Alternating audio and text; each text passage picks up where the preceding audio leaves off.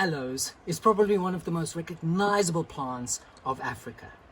And here in the southern point of Africa, the Western Cape, we have some very, very nice aloes growing in between the fynbos. And this would be the king of the aloes.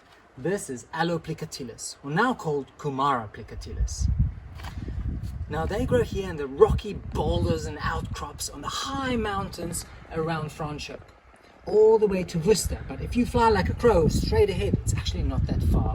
So their distribution is very, very limited. This specimen behind me is all black in its stem, it's all charred. And there's a trick up its sleeve. So fynbos is very dependent on wildfires, otherwise the seed won't germinate. And those fires are very hot.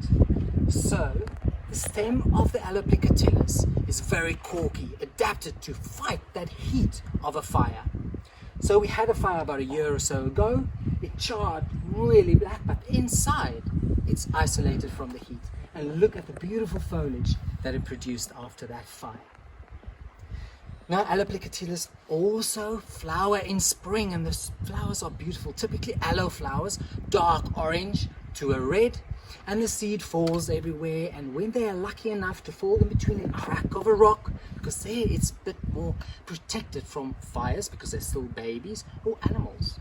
And here's a little baby growing right here next to mommy. There's another reproductive trick up this aloe sleeve, and that is dassies. Now it's a little animal about this big. It's elephant family, but they're all over the rocks here. They're a bit shy at the moment, but when it's really dry, they climb up these aloe plicatilis and they nibble away just underneath the foliage. There's moisture, so they have a bit of a drink and a nibble, and usually they nibble right through, and a piece of aloe falls to the ground, like this one. Now, when this piece is lucky enough to fall in a space where there's a little bit of soil and moisture, it shoots roots. It takes about 6 weeks, but here you can see the first root starting to show, and I'm going to plant this one right here in a special place. So that's another very clever way of this aloe to reproduce and stay relevant.